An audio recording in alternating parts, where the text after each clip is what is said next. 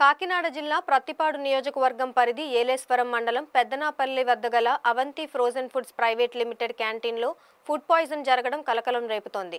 ఇక్కడ 5 మంది kitchen staff 30 మంది వర్కర్స్ అస్వస్థతకు గురయ్యారు. ప్రస్తుతం వీరు జగ్గంపేటలో గల శ్రీరామచంద్ర హాస్పిటల్లో చికిత్స పొందుతున్నారు. ఈ సంఘటన జరిగినా సరే విషయం బయటకు పొక్కకుండా అవంతి ఫ్రోజన్ ఫుడ్స్ యాజమాన్యం గోప్యంగా ఉంచడం పలు అనుమానాలకు తావిస్తోందని పలువురు విమర్శిస్తున్నారు. ఈ ఉదంతం ఆలస్యంగా వెలుగులోకి రావడం గమనార్హం.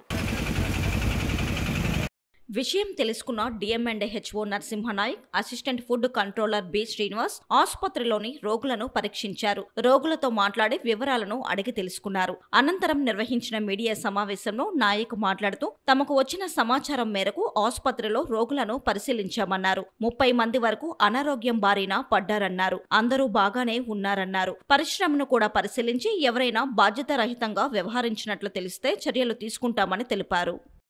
ఈ అవంతి ఫ్రోజన్ ఫుడ్స్ ఎర్రవరంలో జగ్గపేటలో కొంతమంది స్టాఫ్ కి లోన ఫుడ్స్ అవి తీసుకుంటే అంటే కొంతమంది బయట నుంచి బిర్యానీ తెప్పించుకున్నారట, కొంతమంది బయట నుంచి బిర్యానీ తిన్నారు కొంతమంది లేడీస్.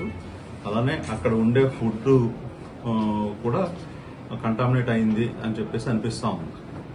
ఎందుకంటే వాంతులు, కొంతమందికి విరోచనాలు, కడుపు నొప్పి రావడం, హాస్పిటల్లో జాయిన్ అవడం. శనివారం పొద్దు నుంచి జాయిన్ అయి ఉన్నారు. శనివారం, ఆదివారం వైద్యం చేయడం జరిగింది. ఇప్పుడు అందరూ కూడా క్షేమంగానే ఉన్నారు. ఎక్కువ మందిని డిశ్చార్జ్ చేయడం కూడా జరిగింది.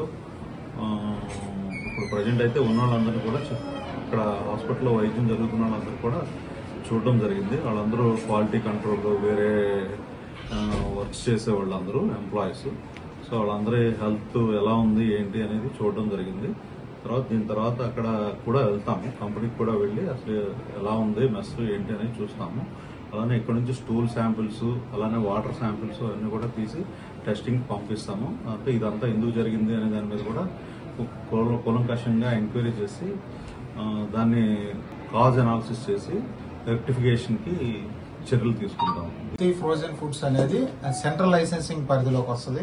ఆ క్యాంటీన్ కి సెంట్రల్ లైసెన్స్ ఉంది, అవంతి సీ ఫుడ్స్ కూడా సెంట్రల్ లైసెన్స్ ఉంది. సెంట్రల్ లైసెన్స్ ఉన్నంత మాత్రాన్ని ఏదైనా ఎమర్జెన్సీలో మేము విజిట్ చేసే అవకాశం కూడా ఉంటుంది. ఈ విషయం తెలిసిన వెంటనే డిఎంఎండ్హెచ్ఓ గారితో నేను కూడా రావడం జరిగింది. Myself B Srinivas, assistant food controller. DM and HO గారి ఆధ్వర్యంలోనే ఆ క్యాంటీన్ ఆయన కూడా ఇన్స్పెక్ట్ చేస్తాం. ఇక్కడ హిస్టరీ తీసుకోవడం జరిగింది. All are out of danger. చాలా మైనర్ ఫుడ్ పాయిజనింగ్ ఎఫెక్టెడ్. దాదాపు 25 to 30 హాస్పిటల్లో ట్రీట్మెంట్కి వచ్చారు. ఇప్పుడు 12 మంది ఉన్నారు. వాళ్ళని కూడా సాయంత్రం రేపు ఉదయం రిలీవ్ చేస్తూ ఉన్నారు. ఈ కాజ్ కనుక్కోవడం కోసం డిఎంఎండ్హెచ్ఓ గారు, డాక్టర్స్, పెథాలజిస్ట్ వీళ్ళ ఆధ్వర్యంలో అక్కడికి వెళ్ళి క్యాంటీన్ని, ఆ పరిసరాలను పరిశీలిస్తాం. దాని ప్రకారం చర్యలు తీసుకోవడం మనం సెంట్రల్ FSSI కూడా ఇంటిమేట్ చేస్తాం. ఒకవేళ వాళ్ళ ఫాల్ట్ ఉంటే వాళ్ళ మీద చర్యలు తీసుకోమని రికమెండ్ కూడా చేస్తాం.